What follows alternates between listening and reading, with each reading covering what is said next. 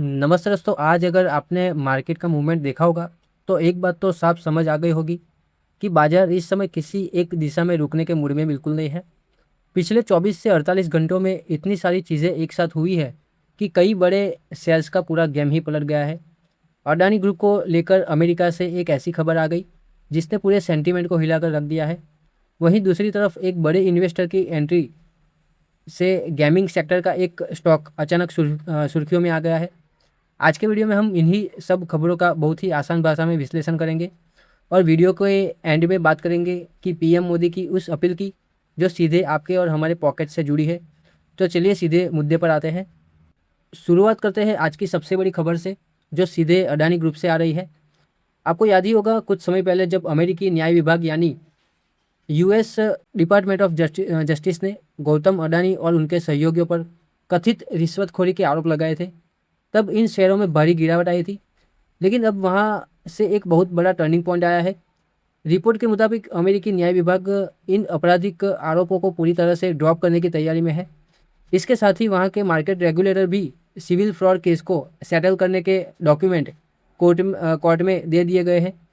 इस समझौते के तहत गौतम अडानी और सागर अडानी जुर्माना भरने पर सहमत तो हो गए हैं। लेकिन सबसे ज़रूरी बात यह है कि इस पूरे सेटलमेंट में उन्होंने अपने ऊपर लगे किसी भी आरोप या गलती को स्वीकार नहीं किया है। यानी तकनीकी रूप से ग्रुप के लिए ये एक बहुत बड़ी राहत है और बाजार इसे एक क्लीन चिट की तरह देख रहा है। अब देखिए, जब इतनी बड़ी लीगल राहत मिलेगी तो उसका सीधा असर कंपनी के वैल्यूएशन पर तो दिखेगा ही।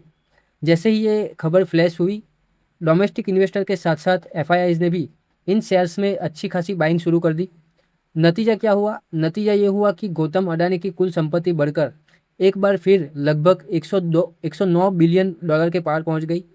और इसी ताज़ा उछाल के साथ उन्होंने मुकेश अंबानी जी को पीछे छोड़ दिया है और एक बार फिर से एशिया के सबसे अमीर व्यक्ति का ताज अपने नाम कर लिया है।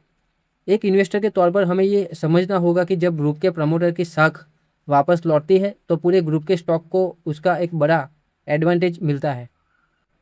अगर आज के इंट्राडे लेवल्स पर सीधे नज़र डालें तो स्क्रीन पर लगभग सभी अडानी स्टॉक्स हरे निशान में थे। सबसे पहले अडानी एंटरप्राइज की बात करें तो इसमें आज ऊपरी स्तरों पर थोड़ा उतार चढ़ाव दिखा और ये मामूली बढ़त के साथ 2715 के आसपास क्लोज हुआ। लेकिन इंट्राडे में इसने 2803 का हाई टच किया था जो 3% से ज़्यादा बढ़ा था।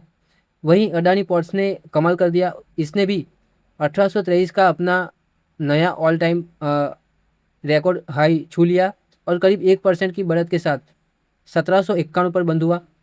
इसके अलावा बाजार की इस हलचल में अडानी टोटल गैस में भी नीचे के लेवल से बहुत शानदार रिकवरी आई और ये करीब 0.25% ऊपर 617 पर टिका रहा।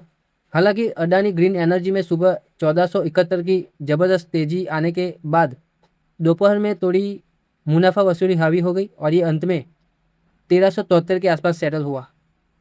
लेकिन इन सब खबरों के बीच जो एक शेयर चुपचाप अपने फंडामेंटल्स के दम पर कमाल कर रहा है वो है अडानी पावर।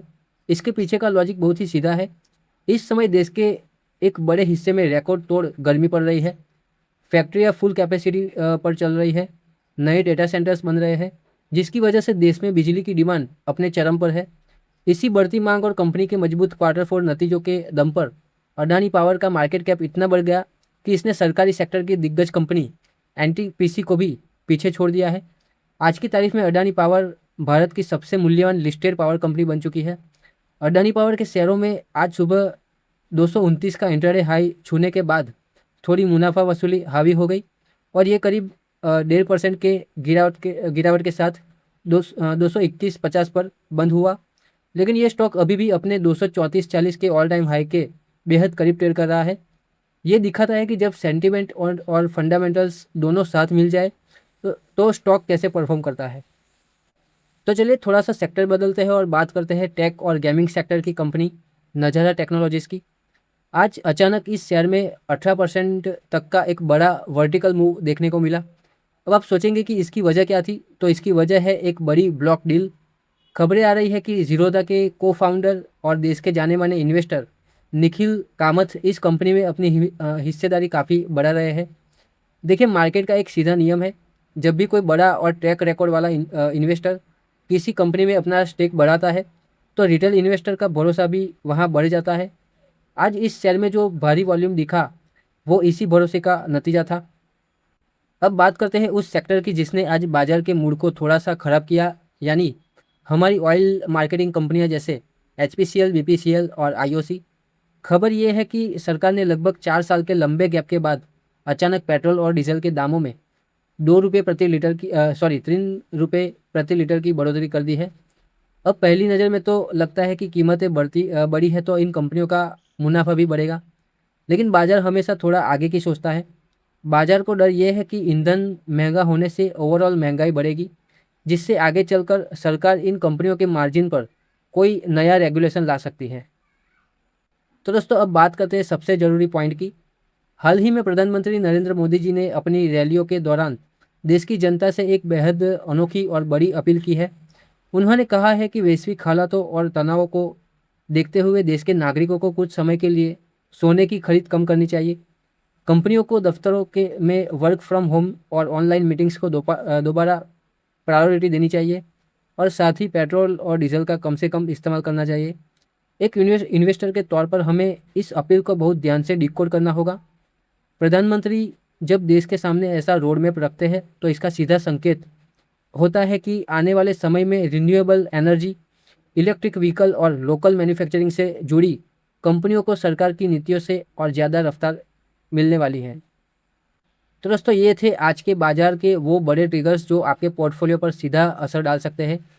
एक समझदार इन्वेस्टर वही है जो सिर्फ हाइप के पीछे नहीं भागे, बल्कि खबरों के पीछे के लॉजिक और फंडामेंटल्स को समझे। अब आप मुझे कमेंट करके ज़रूर बताइएगा कि आपके पोर्टफोलियो में अडानी ग्रुप या नज़ारा टेक का कोई शेयर है, और आज के इन घटनाक्रमों पर आपका क्या सोचना है। अगर आपको ये एनालिसिस काम का लगा हो तो वीडियो को लाइक ज़रूर कीजिएगा, और ऐसी अपडेट्स के लिए चैनल को सब्सक्राइब करना मत भूलिए। मिलते हैं अगले वीडियो में, तब तक के लिए गुड बाय एंड जय हिंद।